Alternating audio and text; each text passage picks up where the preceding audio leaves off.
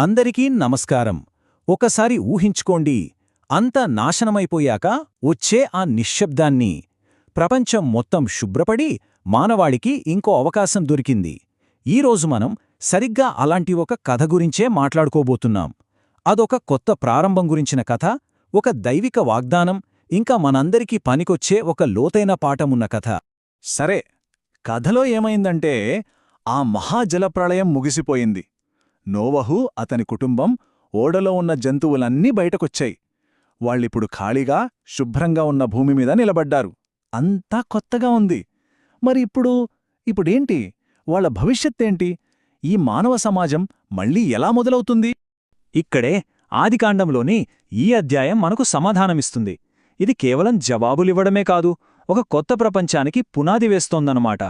కొన్ని కొత్త రూల్సు, కొన్ని కొత్త ప్రామిసెస్తో మనుషులకి, దేవుడికి మధ్యున్న సంబంధాన్ని ఇది మళ్ళీ తిరిగి రాస్తుంది.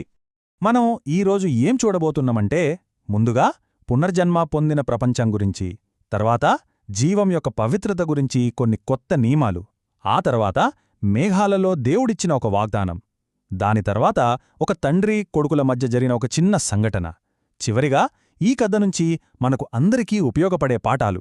సరే, ఇక మొదలు పెడదాం. సరే, మొదటి భాగం. ఈ కొత్త ప్రపంచానికి పునాది ఏంటి?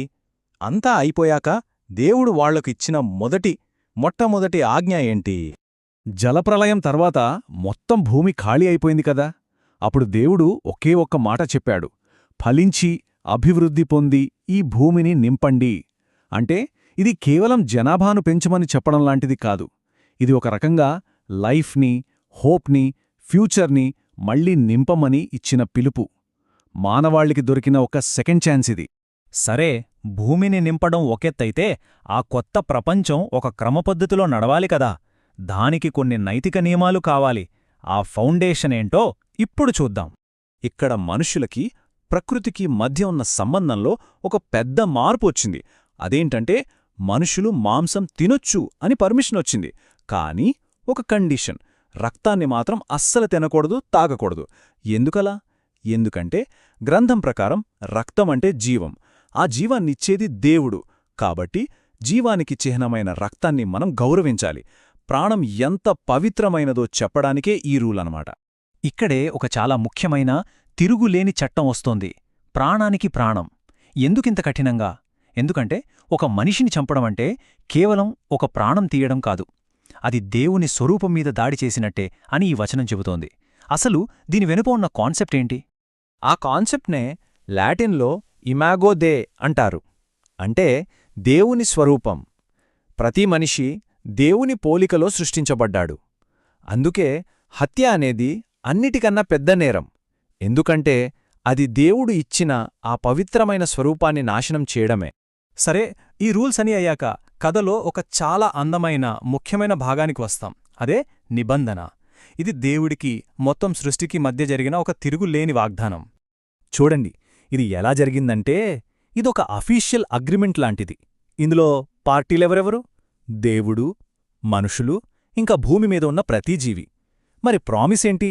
సింపుల్: మళ్ళీ ఎప్పుడూ ఇలాంటి జలప్రళయంతో ప్రపంచాన్ని నాశనం చెయ్యను. మరి ఈ శాశ్వతమైన ప్రామిస్కి గుర్తుగా ఒక అద్భుతమైన చిహ్నాన్ని ఆకాశంలో పెట్టాడు. ఆ చిహ్నం ఏంటో మనందరికీ తెలుసు: ఇంద్రధనుస్సు. మనం వర్షం పడ్డాక ఆకాశంలో చూస్తాం కదా, చాలా అందంగా ఉంటుంది. కాని ఈ కథ ప్రకారం అది కేవలం ఒక ప్రకృతి సహజమైన విషయం కాదు. అది ఒక శాశ్వతమైన వాగ్దానానికి గుర్తు. ఇక్కడ ఒక ఆసక్తికరమైన పాయింట్ ఉంది. ఆ ఇంద్రధనుస్సు కేవలం మనకు గుర్తు చేయడానికి కాదు, దేవుడికి కూడా ఒక రిమైండర్ అట. ఆయన తన ప్రామిస్ని, తన కృపని గుర్తు చేసుకోవడానికి. సో అది ఆకాశంలో కనిపించిన ప్రతిసారి ఆ ఒప్పందం గుర్తొస్తుంది. సరే, ఇంత పెద్ద దైవిక వాగ్దానం తర్వాత కథ ఒక్కసారిగా భూమ్మీదకొచ్చేస్తోంది. ఒక కుటుంబంలోకి, ఒక గుడారంలోకి. ఇది నీతిమంతుడైన అయిన నోవహు, అతని కొడుకులు ఎదుర్కొన్న ఒక వ్యక్తిగత పరీక్ష. జరిగిన సంఘటనల క్రమం ఒకసారి చూద్దాం. నోవహు ద్రాక్షతోట వేశాడు, వైన్ తాగాడు, మత్తులో బట్టలు లేకుండా పడిపోయాడు. అతని కొడుకు హాం చూసి బయట ఉన్న అన్నదమ్ములకి చెప్పాడు. కాని షేము, యాపెతు ఏం చేశారంటే వెనక్కి నడుచుకుంటూ వెళ్ళి చూడకుండానే తండ్రిమీద బట్ట కప్పారు. తర్వాత నోవహు లేచి జరిగిందంతా తెలుసుకొని హామ్ కొడుకుని శపించి మిగతా ఇద్దరినీ ఆశీర్వదించాడు. ఇక్కడ చూడండి, ప్రపంచాన్ని కాపాడిన నోవహు కూడా మనిషే, బలహీనపడ్డాడు. కాని ఈ కథ అతని గురించి కాదు, అతని కొడుకులు ఎలా స్పందించారు అనే దాని గురించి. అసలైన పరీక్ష వాళ్లకే. ఇక్కడ మనకి 2 రకాల స్పందనలు క్లియర్గా కనిపిస్తాయి. ఒకవైపు హామ్ తండ్రి అవమానాన్ని చూశాడు, దాన్ని అందరికీ చెప్పాడు, అంటే అగౌరవపరిచాడు. ఇంకోవైపు షేము, యాపేతు వాళ్ళు ఆ అవమానాన్ని చూడటానికి కూడా ఇష్టపడలేదు, దాన్ని కప్పిపుచ్చి తండ్రి గౌరవాన్ని కాపాడారు. ఒకరు బహిర్గతం చేస్తే ఇంకొకరు కాపాడారు. ఈ ఒక్క చర్య వాళ్ల భవిష్యత్తునే మార్చేసింది. సరే, ఇప్పటిదాకా చూసింది ఏంటి? ఒకవైపు దేవుడిచ్చిన గొప్ప వాగ్దానం, ఇంకోవైపు మనిషి చేసిన ఒక చిన్న పొరపాటు. ఈ రెండింటినీ కలిపి చూస్తే మనకు ఈ రోజుకి కూడా పనికొచ్చే కొన్ని ముఖ్యమైన పాఠాలు కనిపిస్తాయి. సో ఫైనల్గా ఈ అధ్యాయం నుంచి మనం ఏం నేర్చుకోవచ్చు? కొన్ని సింపుల్ కాని చాలా శక్తివంతమైన విషయాలు. 1. ప్రతి మనిషి ప్రాణం విలువైంది. 2. మాటకి, వాగ్దానానికి చాలా శక్తి ఉంది. 3. ఎంత గొప్పవాళ్లైనా సరే పొరపాట్లు చేస్తారు, వాళ్ళు మనుషులే. ఇక 4. చాలా ముఖ్యమైంది, మన కళ్ల ముందెవరైనా బలహీనంగా కనిపిస్తే వాళ్ళని చూసి నవ్వడం, నలుగురికి చెప్పడం కాదు, వాళ్ల గౌరవాన్ని కాపాడటం మన బాధ్యత. ఈ వేలేళ్లనాటి కథ మన ముందు ఒక ప్రశ్ననుంచుతుంది. మన జీవితంలో, మన కుటుంబంలో, మన స్నేహితులతో, మన చుట్టూ ఉన్న సమాజంలో ఇతరుల తప్పుల్ని, బలహీనతల్ని చూసినప్పుడు మనమెలా ప్రవర్తిస్తాం? హామ్లాగా దాన్ని అందరికీ తెలిసేలా చేస్తామా? లేక షేమ్, యాపెతులాగా దాన్ని కప్పిపుచ్చి గౌరవాన్ని నిలబెడతామా?